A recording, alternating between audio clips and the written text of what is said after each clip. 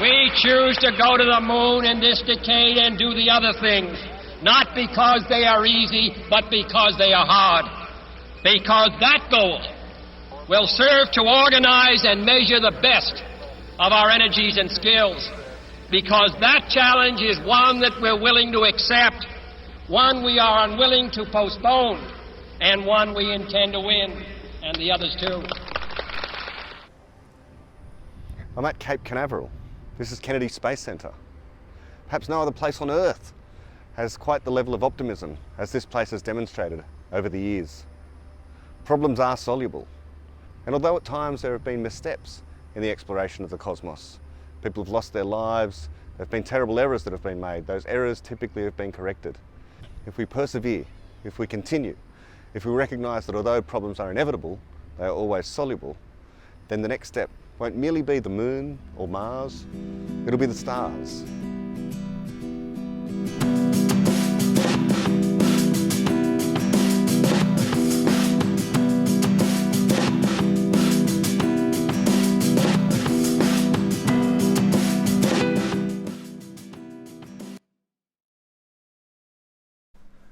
Welcome to Talkcast and my latest in the series on the beginning of infinity.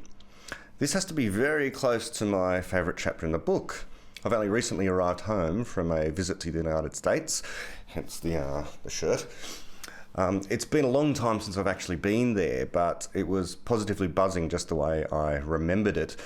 It's really optimistic. It's got this aroma of optimism about it in a way that I guess the locals have probably simply become accustomed to. Things are tall and bright and industrious and diverse, but it's all very wonderful. This optimism is etched into its history so deeply.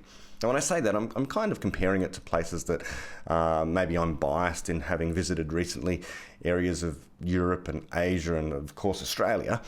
And speaking of which, speaking of Australia, these surrounds, they aren't really setting the tone for the brightness that is this chapter and the optimism that is this chapter. So I think I know of somewhere better.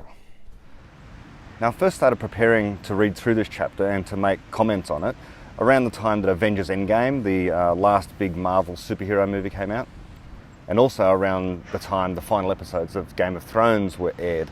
But actually, I've kind of been more excited about this episode than either of those things because it's Chapter 9, and Chapter 9 is optimism. I don't know if David did this by design, but being Chapter 9, this places optimism right in the centre of the book. At the end of this chapter, we will have covered exactly one half in terms of the number of chapters of the beginning of infinity. The optimism in this chapter is unique.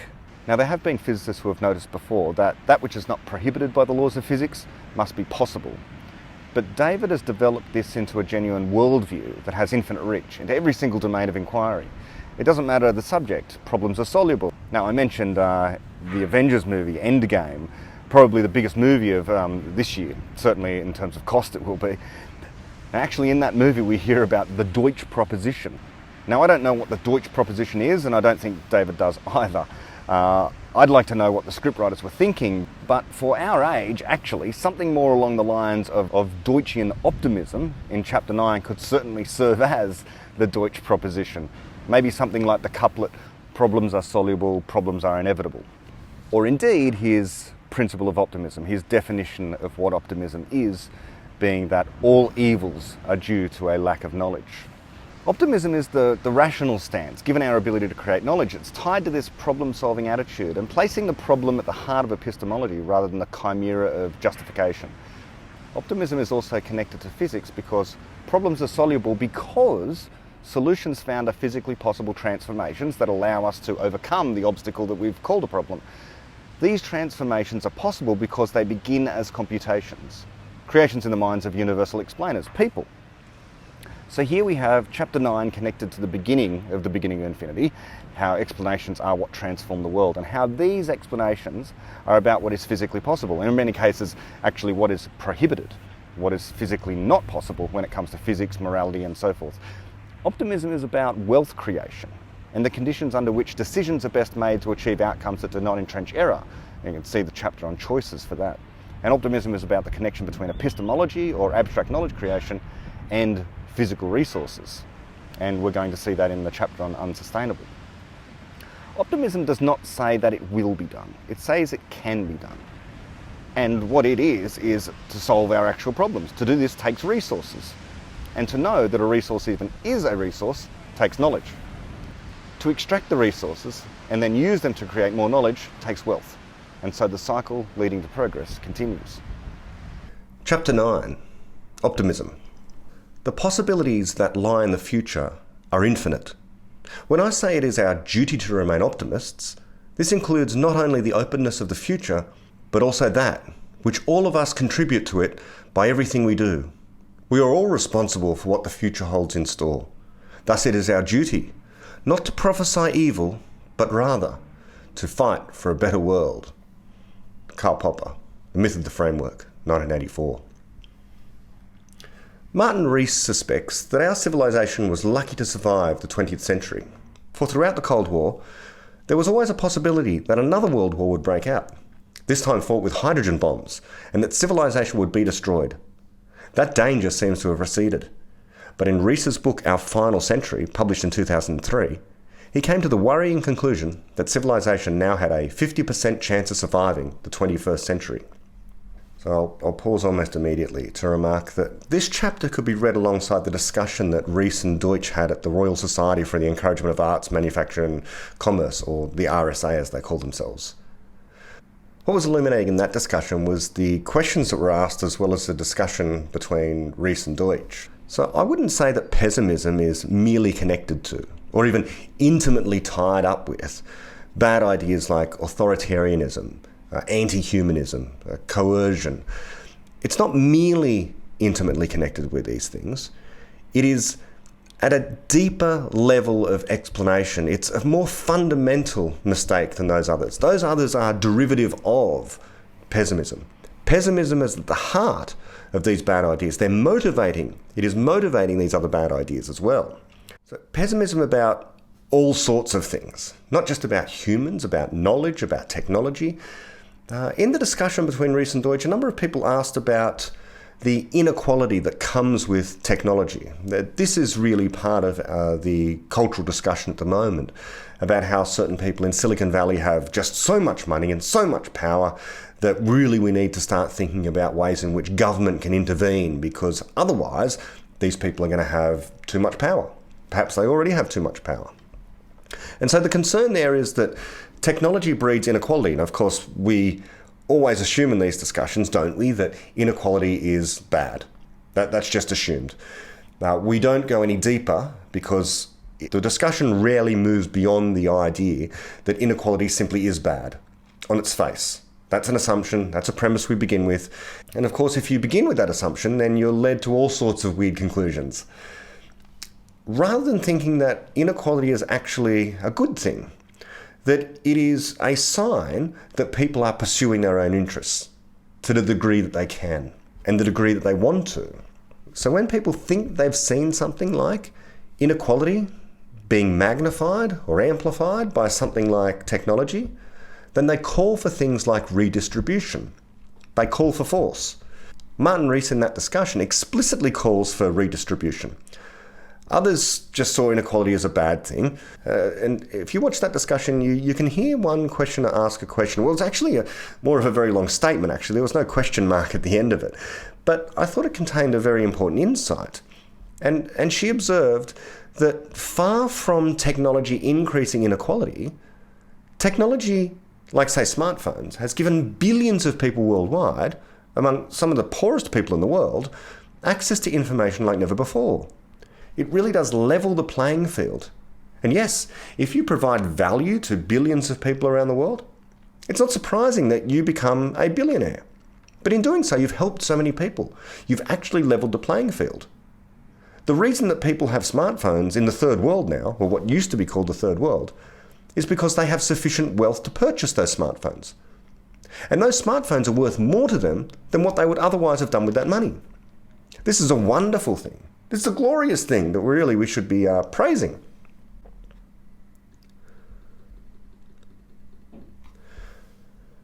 But this is another fracture point between optimists, who are so scarce, so rare as to be, one may as well put them on the endangered species list, and the pessimists, who are common. The fracture point is, what do you think when you look at our situation with technology? When you stand back and you assess what's going on? Do you think, no, this is terrible. Some people are getting too powerful and too wealthy. This technology, Apple is getting too powerful. Google is getting too powerful. Facebook is getting too powerful. Is that what you're concentrating on? Is that what you're focusing on? Are you focused on the few individuals at the top of these companies who happen to have a lot of wealth and who are gaining a lot of wealth? Or are you focused on the great good that has been done by these companies for so many people around the world? And that if you look ahead, there's great hope in this. Or do you see a dystopia where these people, these Machiavellian Mr. Burns-like are wringing their hands, thinking about all the ways in which they can use their power to corrupt all of society? Indeed, we've seen recently that there are all sorts of reasons to disagree with the politics of the people in Silicon Valley. But the way in which to combat bad ideas is with good ideas, not with force. Optimism says that we can create knowledge in order to overcome the evils in society. And some of those evils are simply bad political ideas, which many of the people at the top of Silicon Valley indeed have. And do you think, when you see massive amounts of wealth created mind you, not taken from somewhere else, created through knowledge, instantiated in technology, and then sold to billions of people around the world because those people, those billions of people see it as such a benefit. Do you think to yourself, let us confiscate that wealth? That wealth, concentrated in the hands of a few, is dangerous. Or do you think, what a wonderful thing that these companies can now go ahead and make even better products in the future? Because if they don't, they're going to go the way of so many companies prior to them, which go out of business. I think it's a really entertaining and informative discussion, the RSA discussion on optimism between Deutsch and Rees. And if you're reading this chapter, it's a wonderful adjunct to add to your understanding of what David writes about here. So David has just said of Rees that Rees calculated there was only a 50% chance of surviving the 21st century, and David goes on writing, again, this was because of the danger that newly created knowledge would have catastrophic consequences. For example, Rees thought it likely that civilization-destroying weapons, particularly biological ones, would soon become so easy to make that terrorist organisations, or even malevolent individuals, could not be prevented from acquiring them. He also feared accidental catastrophes, such as the escape of genetically modified microorganisms from a laboratory, resulting in a pandemic of an incurable disease. Intelligent robots and nanotechnology, engineering on an atomic scale, could in the long run be even more threatening, he wrote. And it is not inconceivable that physics could be dangerous too. For instance, it has been suggested that elementary particle accelerators that briefly create the conditions that are in some respects more extreme than any since the Big Bang might destabilise the very vacuum of space and destroy our entire universe. Rees pointed out that for his conclusion to hold, it's not necessary for any one of those catastrophes to be at all probable, because we need be unlucky only once. And we incur the risk afresh every time progress is made in a variety of fields. He compared this with playing Russian roulette. I'll pause there. In this chapter, David concentrates on two great public intellectuals. One is Martin Rees, the Astronomer Royal, a fantastically accomplished astronomer, physicist, scientist, public intellectual. The other is Thomas Malthus, who many great public intellectuals today turn to talk about. But really, there are a smorgasbord of public intellectuals that David might have talked about. Many of my own intellectual heroes, people like Sam Harris or Douglas Murray. Almost anyone who's written a non-fiction book in the last 20 years. Anyone with a podcast. Perhaps my favourite of all of the great pessimists of the 20th and 21st century is, of course, Nick Bostrom. Now, Nick Bostrom doesn't use Russian roulette.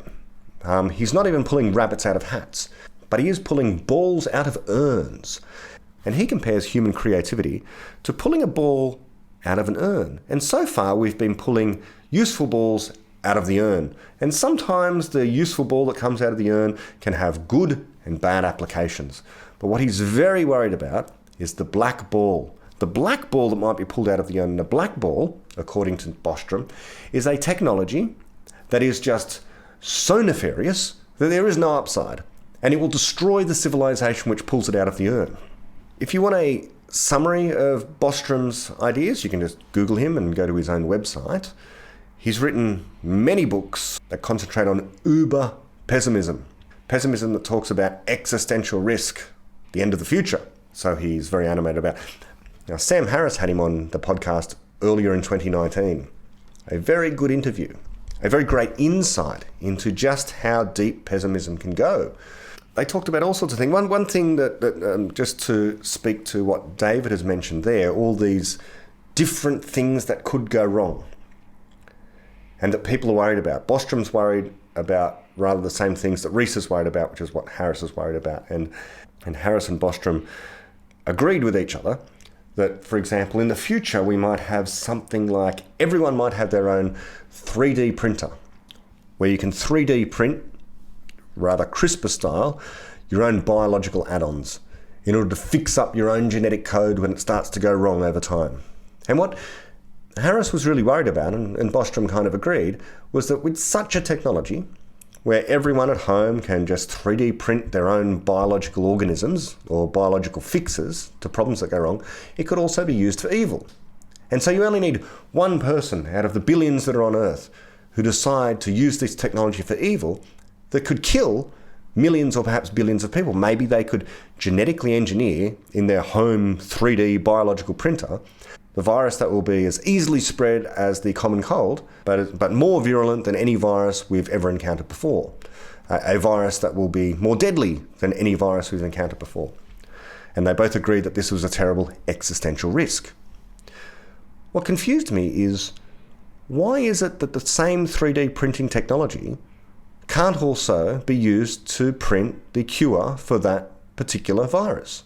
If we're that advanced that we're printing viruses, then we're also printing the T cells that can attack the viruses. Okay, and so David writes, but there is a crucial difference between the human condition and Russian roulette. The probability of winning at Russian roulette is unaffected by anything that the player may think or do. Within its rules, it is a game of pure chance. In contrast, the future of civilization depends entirely on what we think and do. If civilization falls, that will not be something that just happens to us. It will be the outcome of choices that people make. If civilization survives, that will be because people succeed in solving the problems of survival. And that too will not have happened by chance. So I'll pause here, and I want to take I won't say a deep dive, a shallow dive into some of the work of Nick Bostrom on this. If there's anyone, as I think I've hinted at, who can compete with Martin Rees for a rationally minded super pessimist, it will be Nick Bostrom. Bostrom has a number of different theses about how the world's going to end, or civilization might end, or all of humanity will destroy itself, or will be destroyed, and so on and so forth. One of his latest papers on this is called the Vulnerable World Hypothesis. Now, when I look at Nick Bostrom's page, as interesting as it is, like his book Superintelligence, that I've written an extensive critique of, I find it to be, this isn't supposed to be just purely pejorative. It is genuinely the sense that I get in reading some of his stuff. Superintelligence was very much like this. It read to me like a science fiction novel. It seemed to me to just ignore reality in so many ways. It certainly ignored the ways in which we know knowledge is created. And so if you ignore certain things about how epistemology actually works, how physics actually works, then yes, some of his conclusions follow from false epistemology, follow from physics that we don't operate within. So to be specific, he is a strong proponent for Bayesianism. He believes in inductive reasoning, that given the past, you can predict the future. We know this is false. The future looks nothing like the past. Whatever has happened previously is not guaranteed to happen tomorrow. If you'd like to know more about this, just Google my name, Brett Hall, and induction, and on Google, and it will bring up an article of mine about induction. Or, of course, go to The Fabric of Reality by David Deutsch and read the sections there on induction, or go to Popper. Any one of his works about induction, objective knowledge is a good one. Now, Because Bostrom is someone who likes to prophesy the future and likes to use inductive type reasoning in an attempt to do so. Of course, he can't actually do this. There's no such thing as inductive reasoning. So you cannot validly predict the future given the current state of events. What you can do is to take a good explanation, something like Newton's laws, and predict the evolution of a simple physical system over time. That's actual prediction. You can take a good explanation of the laws we understand chemistry operates under. We might say that given a good explanation, for example, an acid plus a base, when combined together, will typically give you a salt plus water. And so if we have a special case, if I take a hydrochloric acid and sodium hydroxide, and I mix these two things together, my prediction will be, based on that good explanation about how these two chemicals, acid and base, react together, I can predict that given those particular examples of acid and base, I will get sodium chloride plus water. This happens because there is a fundamental principle that we're operating within, a good scientific explanation about how certain chemical reactions work. This is not the kind of thing that Nick Bostrom ever has. What Nick Bostrom has, what Martin Rees has, what any of the great pessimistic prophets of our time have, are wild guesses. Wild guesses about the ways in which, if people choose to do nothing or choose to do the wrong thing, that calamities will ensue. That catastrophe will follow. But this is not prediction. This is prophecy. This is assuming the worst will happen. But why worry? Why worry about what the Martin Reeses and the Nick Bostroms of the world prophesy? Well, because lots of people listen. And lots of people listen. I guess there's a few sociological factors involved here, psychological factors. My own pet theory is that people like watching disaster movies. Really, we get excited by the great asteroid that's heading towards the city, or the virus that is taking over the world, or the aliens that have come to wreak havoc upon humanity. It's exciting to think, what might happen during such a situation. These are ways in which we entertain ourselves. And just because you, have a philosophy degree, or you have a serious podcast, doesn't mean you're immune from that kind of entertainment. You may not want to spend your time talking about the movie The War of the Worlds, no one will take that seriously, or Deep Impact, or Terminator, but it could be fun to talk to a philosopher who basically believes in the reality of all of those kinds of things and how they're going to happen, and has written papers on it with equations and mathematics to try and convince people that yes, the worst is coming. There's a market for this kind of idea. But how seriously should we take these things? Not only how seriously should we take them, what are the alternatives? Well, let's just drill down on, we'll just pick three. We'll pick three of Bostrom's ideas. Firstly, superintelligence, that I've been very animated about. His thesis here is that systems can be created such that they're better at us at thinking in every single domain that they will take over the world. And they might, for example, turn the world into paperclips. This is one idea.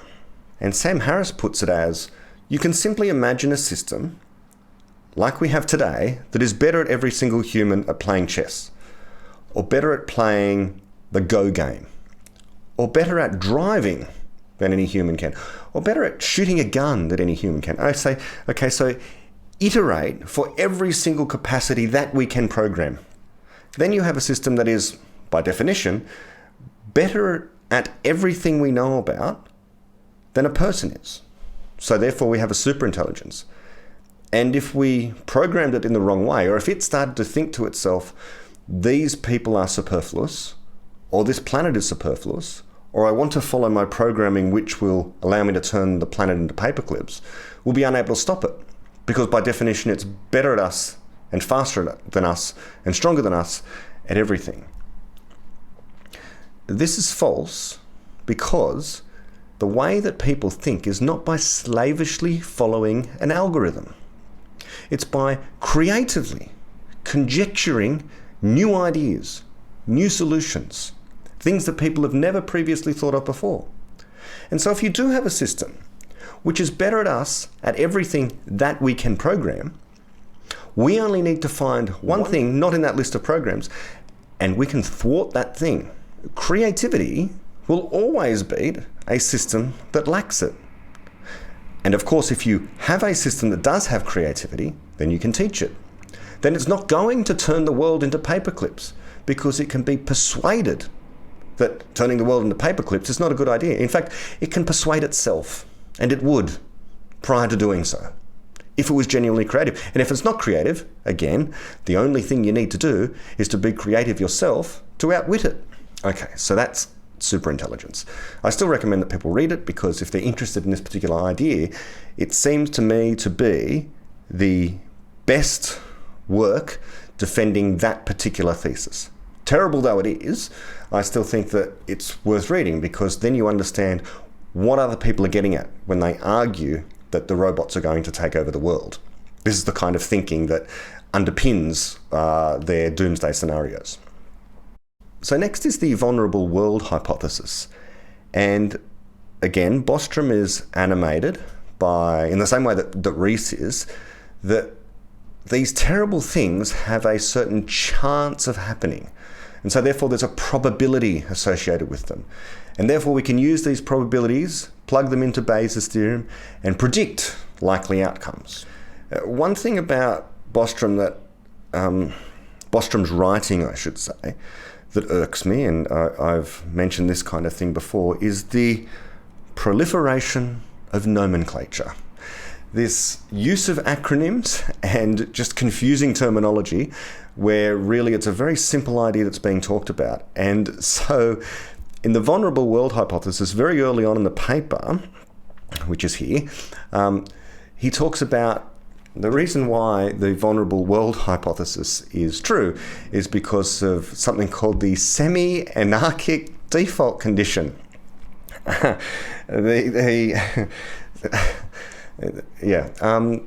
What semi-anarchic means is that people are competing with their different ideas, and the default condition here means that the world gets destroyed by default. Okay, so why? What's going on here? Well, he imagines a situation where there's a technology produced that is so powerful, and there's many different people that have different ideas about how to use the technology, but you only need one of them out of the millions, maybe billions of people that have access to this technology who decide to use it in a way that can cause the destruction of the entire planet. So therefore, in a situation where you've got anarchy, okay, so no one's in control of these different people with this super powerful technology, then by default, it has to destroy the world. That's the semi-anarchic default condition. Sounds very complicated, but really that's the basic idea. Okay, so if for example, it's kind of like saying that if the planet was ruled by gods, each of whom have the capacity to destroy the world, then the world will get destroyed by default, because at least one of these many, many gods is going to be a crazy evil god that wants to do that. The problem here is that, of course, with the vulnerable world hypothesis, is that it assumes that no knowledge could possibly be created to stop the evil person from using the world-destructing technology. But why? We're not told why. We're just told that there is such a technology, and by the way, the technology is the black ball. Okay, so Bostrom doesn't pull rabbits out of hats, he pulls balls out of urns. And so far we've been pulling balls out of urns, and by a ball he means a bit of creativity. Okay, the urn is the creativity of humanity, and the ball is some object of that creativity, okay, a piece of technology. And so far we've been pulling stuff out, and sometimes it's good, sometimes it's bad. But all we need to do is to pull out one black ball, which is a bit of technology that's altogether bad, and will destroy the civilization which pulls it out of the urn. Why should it destroy the civilization that pulls it out of the urn? Well, because of the semi-anarchic default condition, because even if the overwhelming majority of people in the society don't want to use the technology thus discovered. At least one person will, and you only need one to destroy the entire world. Why can't anyone stop them? That's the definition of a black ball. In other words, it's unrealistic. There is no such technology. There's no such technology that if one person got hold of it, it could destroy the entire planet without anyone doing anything about it. So Bostrom's solution, of course, and his solution to all of these things is some kind of authoritarianism, some kind of top-down imposition. So he of course, he begins with pessimism about people, and he's led to this idea that we can't trust people. So we need some kind of authoritarianism. We need a strong man at the top who can tell the rest of us what to do. Okay, it's an appeal to this philosopher king idea, this very ancient idea going back to Plato 2,500 years ago, that the only people that can be trusted are the great philosophers, and the great philosophers, knowing everything that needs to be known, will direct society in the way that is best.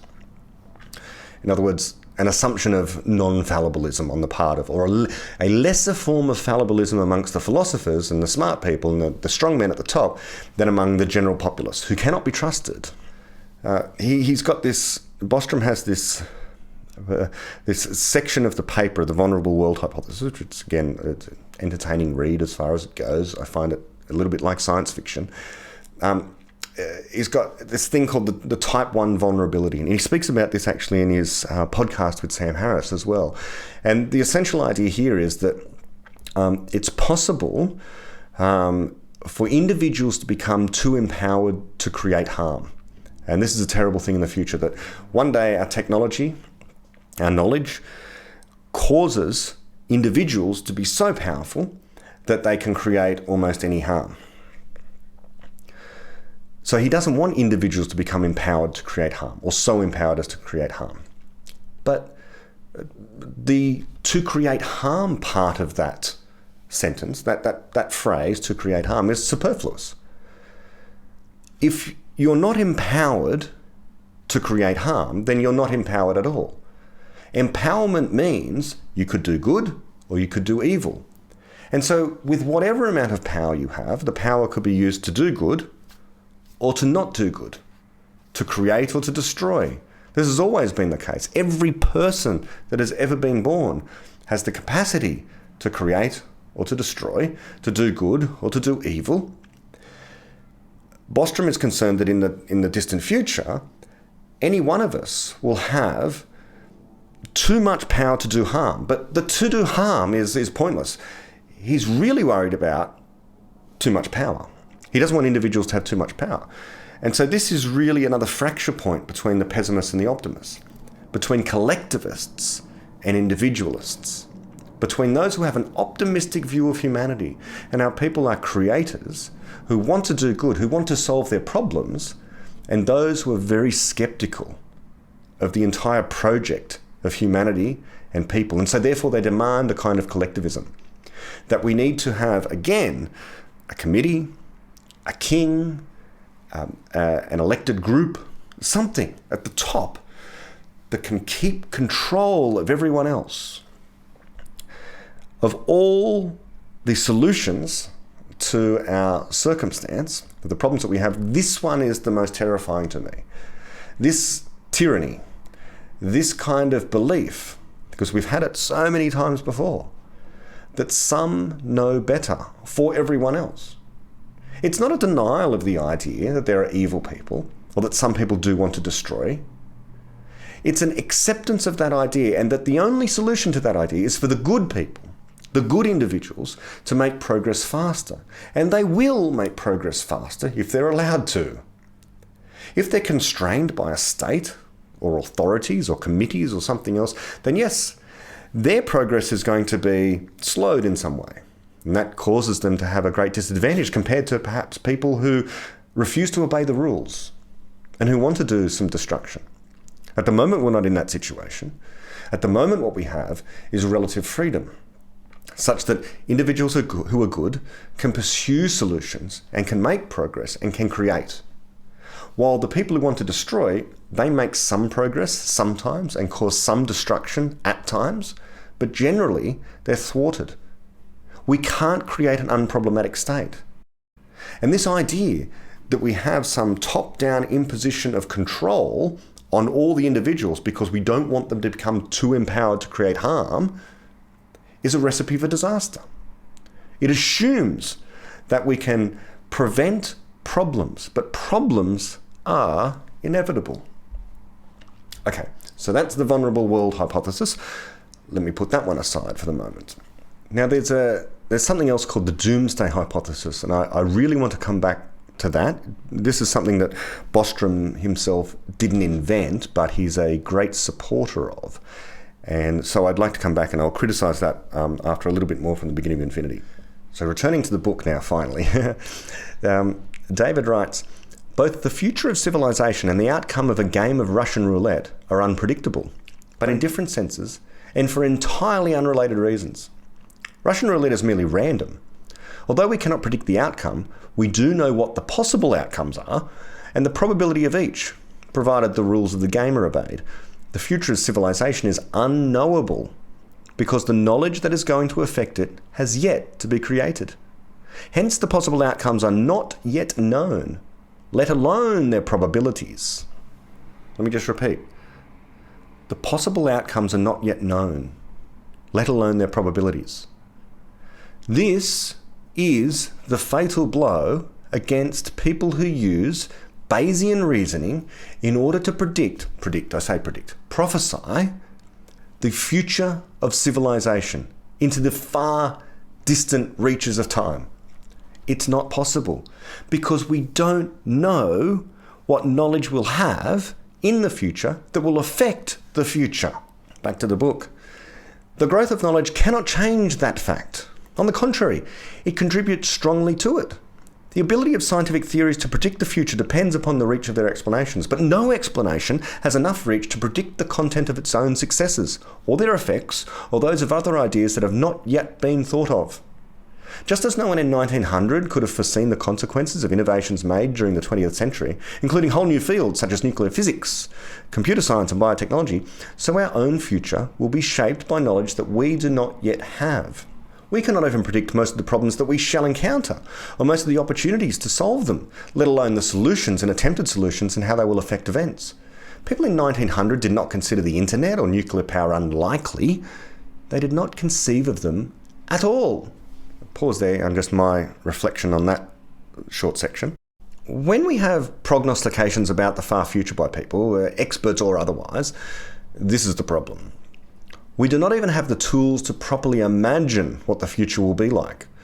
Now, there is actually even a profession of sorts that has become ascendant recently. The futurist, if you've heard of them. Well, at least, I don't know if it's a profession that you can apply for. People start calling themselves futurists and then they get employed by businesses and educational institutions to try and predict trends. These futurists, they declare what the trends are like in this or that particular field, and then on the basis of the way things are now, extrapolate, guess what the future is going to be like. Of course, this is not just based on the knowledge we have about what the present is. It's basically a bias of the knowledge that they have about the present state of technology and so forth. But the future is going to be about knowledge not yet created. It's not going to be wildly guessed by a futurist. If it was, then the futurist wouldn't be a futurist. They'd be an inventor or a scientist or a creator of some sort. But what a futurist does is wildly guess about the future, whereas actual progress happens through hypothesizing, conjecturing, and then testing and instantiating these guesses into technology by people whose names we don't yet know, for the most part. So let's go back to the book.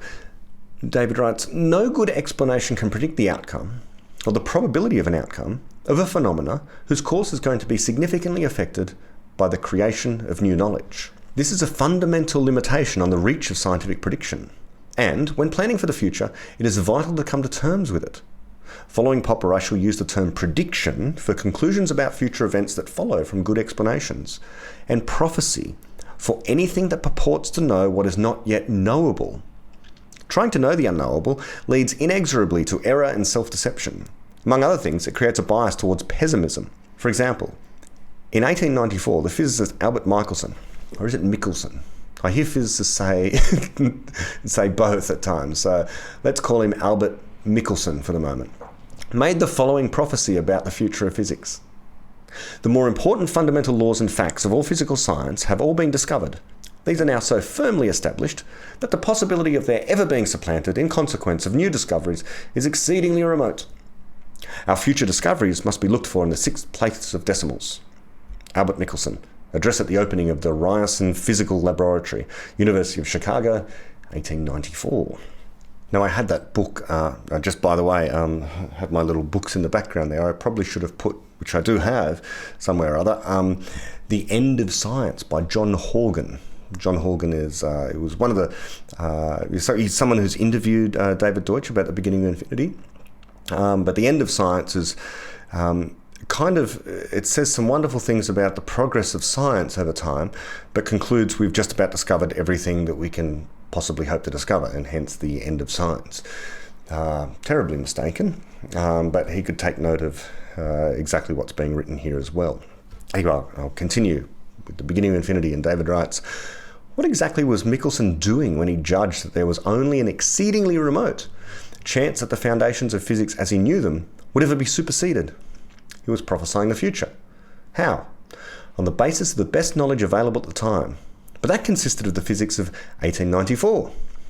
Powerful and accurate though it was in countless applications, it was not capable of predicting the content of its successors. It was poorly suited even to imagining the changes that relativity and quantum theory would bring, which is why the physicists who did imagine them won Nobel Prizes. Michelson would not have put the expansion of the universe, or the existence of parallel universes, or the non-existence of the force of gravity on any list of possible discoveries whose probability was exceedingly remote. He just didn't conceive of them at all. So it's not that... So I'll just pause there. That's an important point to emphasize. He just didn't conceive of them at all. And Michelson was a smart person. One of the greatest physicists of all time. Of the Michelson-Morley experiment. He helped to disprove the existence of the ether. Showed that when it came to does direction matter, does relative motion matter when you're measuring the speed of light? As it turns out, no. The null hypothesis is correct. It makes no difference who you are. When you're taking a measurement of the speed of light, you will always get the same result. So he figured this out. Great experimentalist. Brilliant though he was, he couldn't conceive of the discoveries in his own field of expertise that were about to change the course of physics completely.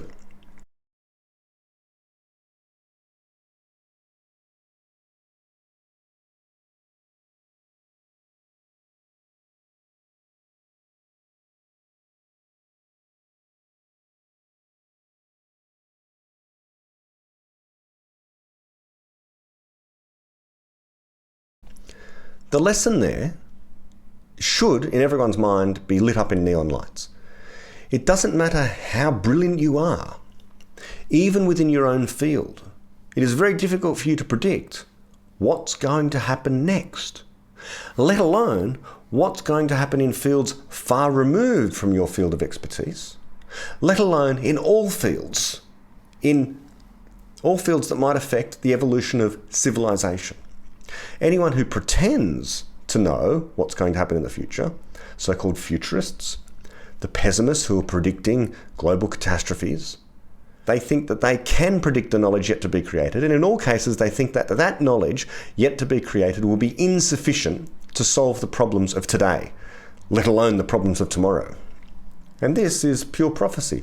It's pessimism, it's false. Back to the book. A century earlier, the mathematician Joseph Louis Lagrange had remarked that Isaac Newton had not only been the greatest genius who had ever lived, but also the luckiest, for the system of the world can be discovered only once. Lagrange would never know that some of his own work, which he had regarded as a mere translation of Newton's into a more elegant mathematical language, was a step towards the replacement of Newton's system of the world. Michelson did live to see a series of discoveries that spectacularly refuted the physics of 1894, and with it, his own prophecy. Like Lagrange, Michelson himself had already contributed unwittingly to the new system. In this case, with an experimental result. In 1887, he and his colleague Edward Morley had observed that the speed of light relative to an observer remains constant when the observer moves. This astoundingly counterintuitive fact later became the centerpiece of Einstein's special theory of relativity. But Michelson and Morley did not realize that was what they had observed. Observations are theory-laden. Given an experimental oddity, we have no way of predicting whether it will eventually be explained merely by correcting a minor parochial assumption or by revolutionizing entire sciences. We can know only after we have seen it in the light of a new explanation. In the meantime, we have no option but to see the world through our best explanations, which include our existing misconceptions. And that biases our intuition. Among other things, it inhibits us from conceiving of significant changes. Now, that idea that an experimental result, if it apparently refutes a long-established explanation, it can't cause us to reject that explanation. Not yet. This is in a sense, it's a version of the Duhem-Quine thesis, that when you do have this apparent experimental falsification of a theory, you can never be sure, you don't know, whether or not you've actually shown the theory to be false, or if there's something about your experimental apparatus, your assumptions, something else about the way you've conducted the experiment that is flawed. So is it the experiment that was false, or is it the theory that was false? This is a Duhem-Quine thesis. Now, the Duhem-Quine problem says that given that logical possibility, that you can't make progress in science, or the progress in science therefore isn't possible because you can never know. Well, that's wrong. It's wrong because clearly we make progress in science. So progress in science happens in spite of this. And once we have a better theory, then we can tell which of these two things is actually true. Is it either the long-established theory has now been refuted by the experimental result, or is the experiment in some way flawed? And both of these things have happened over the history of science. For a case where the theory has been falsified, well, there are all the famous occasions, like, for example, where we're deciding between Newtonian gravity and general relativity, and we do Eddington's experiment of the bending of starlight during a solar eclipse, and we refute Newton's gravity, and therefore we think that Einstein's theory of general relativity is closer to the truth. It's a better explanation. It solves our problems, etc. For a case of the other kind, where we have an experimental result and it appears to refute special relativity because we see neutrinos traveling faster than light at the Large Hadron Collider, we find later on that a cable was loose in the experimental apparatus, something like that. And so we find that it's not special relativity that has been refuted, or relativity, but rather the experiment itself has been poorly done. So again, this does not prevent us from making progress in science. This is all well known to people somewhat versed in Popperian epistemology. But people keep on rediscovering the Duhem-Quine thesis and think they have a knockdown argument against actual epistemology. This is false. So if there are no other reasons for doing philosophy, one reason might be to just stop you from putting your foot in your mouth when you think that you've refuted a very well-known objection to a poorly understood philosophy, namely Popperian epistemology. This thing here about also seeing the world through our existing explanations, and therefore our existing misconceptions, biases our intuition, David says. Among other things, it inhibits us from conceiving of significant changes. Yes, and it seems glaringly obvious, especially in physics. Indeed, it's almost the culture in physics, remarkably. So according to one school of thought in physics, but maybe this school of thought is no longer on the ascendancy, but it's still pervasive. This one school of thought is that we reduce everything to the smallest possible units and to unite the forces governing them, and we'd be done. So what we should do in physics is aim to reduce everything to the smallest possible units or the smallest possible particles and figure out what are the forces that are governing all of these fundamental particles. If we manage to achieve that, then we're done. We'd have a grand unified theory. And then if we could figure out a way of unifying these forces with gravity, we'd have a so-called theory of everything, as if gravity and the other forces are everything. But they're not. They're not even everything within physics, let alone everything outside of physics. The question as to why some explanation unites gravity and the other fundamental forces, why that explanation should have been correct and not some other, will still need answering. And, astrophysics, geophysics, biophysics, they won't stop.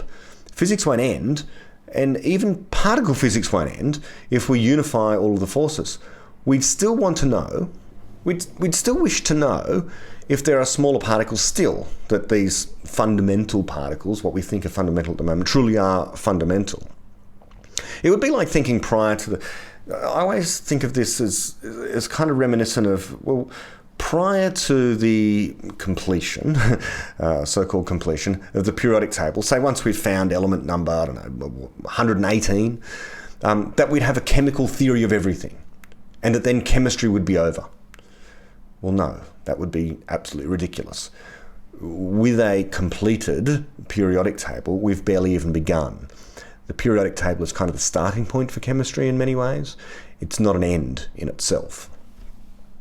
Now, just before I begin reading the next paragraph, I just want to highlight how little progress I've made into this chapter already, because, let me read the paragraph. When the determinants of future events are unknowable, how should one prepare for them? How can one? Given that some of those determinants are beyond the reach of scientific prediction, what is the right philosophy of the unknown future? What is the rational approach to the unknowable, to the inconceivable? That is the subject of this chapter. So we're kind of still here in the introduction, I'm afraid. I will move a little faster now, so let me continue with the book. The terms optimism or pessimism have always been about the unknowable, but they did not originally refer especially to the future as they do today. Originally, optimism was the doctrine that the world, past, present, and the future, is as good as it could possibly be.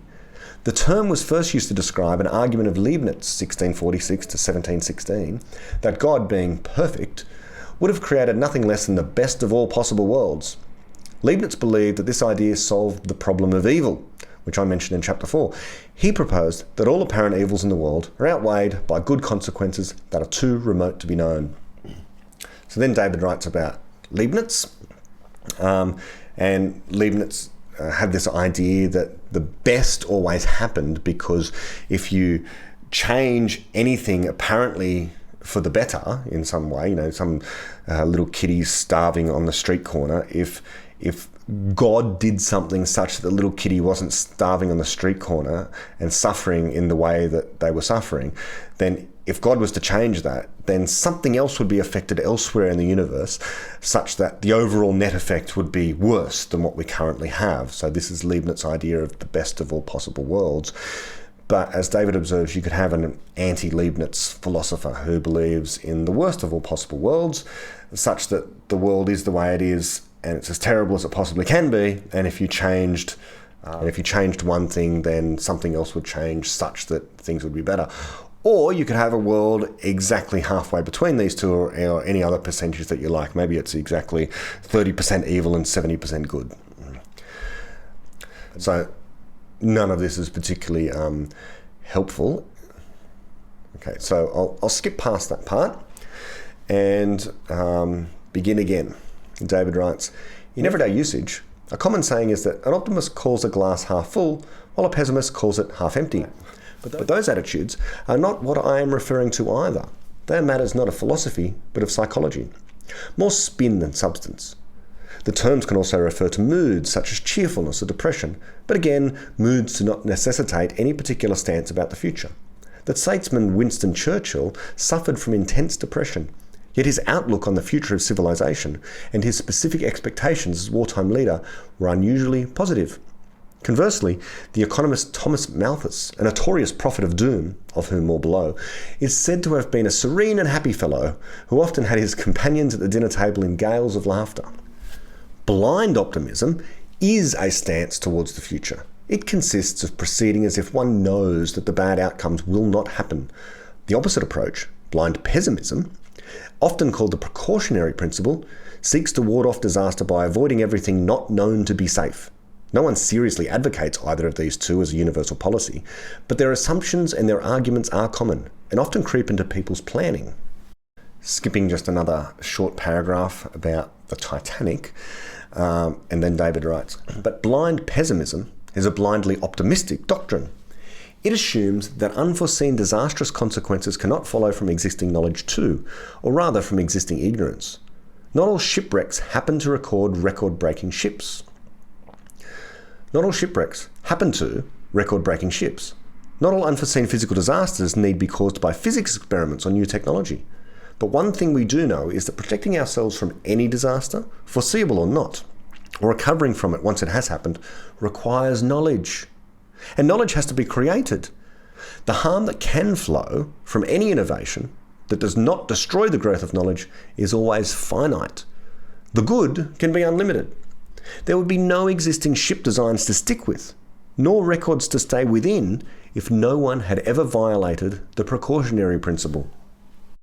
So, just pause there, and this is my reflection, just in brief. Present concerns about climate change, for example, there's been some hyperbole recently, like we've only got 10 years left, but the people who say we've only got 100 years left, certain prominent politicians raise these sort of numbers. Now, they might not even actually be taken too seriously by anyone, although I worry about young people who otherwise haven't heard these ideas before. And so this is kind of a form of propaganda that's being put out there. It is worrying. They are kind of dog whistles. To the extent that such specific prophecies, the world will end in 10 years due to climate change, to the extent they are taken seriously, it's terribly blind pessimism about people. It says that nothing that we are able to do over the next 10 years is going to change the course of this problem. We're not going to be able to create the knowledge. And that is terribly pessimistic. Okay, so David writes, because pessimism needs to counter that argument, just remember, that argument was that progress has happened. Okay, in order to bring us to the point where we are right now, progress has happened, so therefore the precautionary principle has never been used before.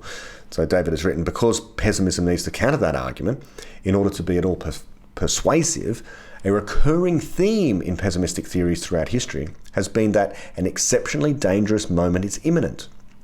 Our Final Century, the book by Martin Rees, makes the case that the period since the mid-20th century has been the first in which technology has been capable of destroying civilization. But that is not so. Many civilizations in history were destroyed by the simple technologies of fire and the sword. Indeed, of all civilizations in history, the overwhelming majority have been destroyed, some intentionally, some as the result of plague or natural disaster. Virtually all of them could have avoided the catastrophes that destroyed them, if only they had possessed a little additional knowledge, such as improved agriculture or military technology, better hygiene or better political or economic institutions.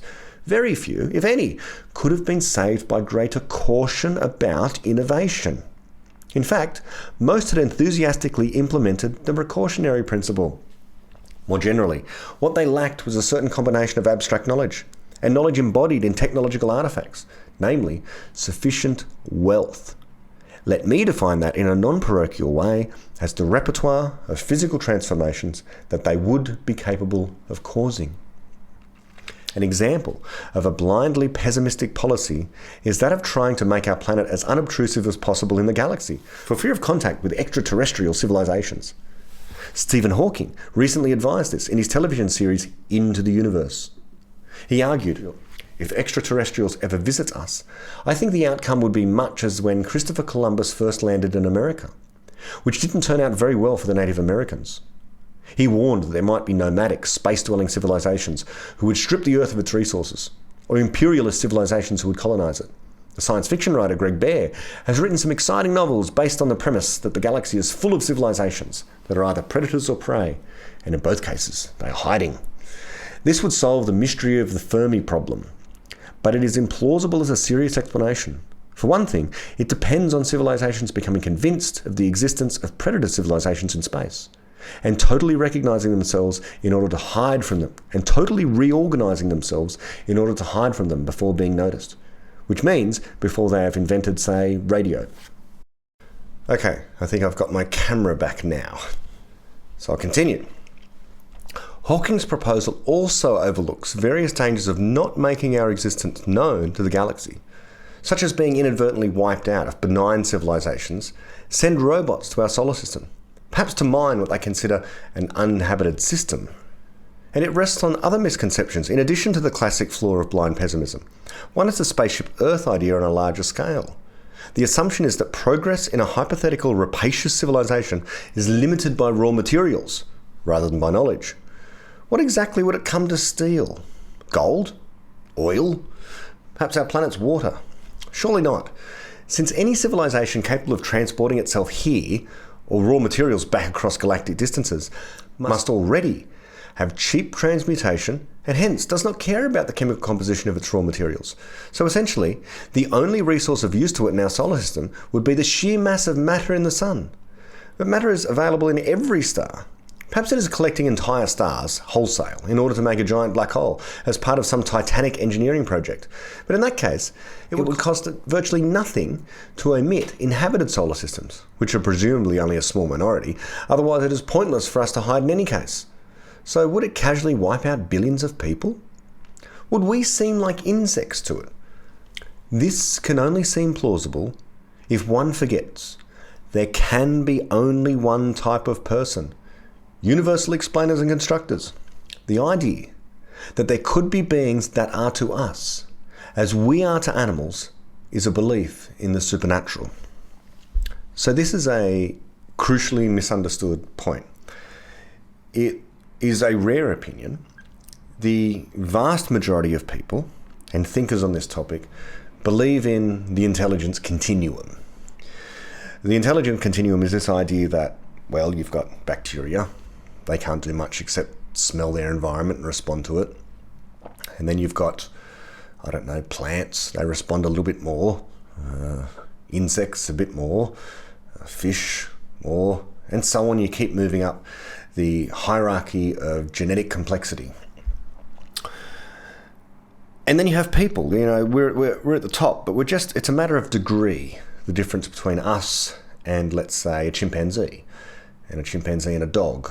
And a dog and a cat and a rat and so on. It goes down.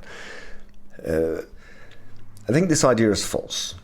I think there's a qualitative difference between us, who can explain the world and form explanatory theories about the world, which enable us to gain control of the world, and every other animal that we know of that exists, that doesn't form any explanations, and is a victim of its environment rather than a controller of the environment. This is a stark difference. All other animals are on some kind of continuum, if you like, in the ways in which they can respond to the environment around them. They can't explain it and they can't control it, but some can respond better than others. There's very little that a bacteria can do if the environment responds much. An individual bacteria is going to get too hot and die, get too cold and die, encounter too many chemicals and die. The bacteria can't do much, but at least an animal can run away if the temperature gets too hot or too cold, the food becomes too scarce, and so on. Humans can, of course, change their environment in order to suit us, so that we don't have to run away. We can build structures around us in order to remain in places that are otherwise hostile. We can create technology. And this idea that aliens out there, as Stephen Hawking is worried about, might treat us like insects is a very well subscribed idea. Sam Harris certainly believes in this idea that there could be something out there that has such a high degree of intelligence that it's more moral than us in a way. So, and there could be evil aliens out there as well. I think this is just a cultural meme. It's an ancient cultural meme, I would suggest.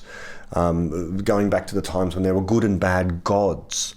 They needed appeasing, whether they were good or bad, but the bad gods had all the powers that the good gods had, but they had no care or love for people. More recently, over recent decades, we've replaced the idea of gods with science fiction entities. And so in Star Trek, you have the evil aliens and you have the good ones as well. They both have super advanced technology. And so when actual scientists kind of don't move beyond these ideas, it's not exactly refreshing. What is refreshing is David Deutsch in rejecting this obvious way of thinking, this standard way of thinking that we've had for millennia, of all-powerful beings, some of whom are good and some of whom are bad.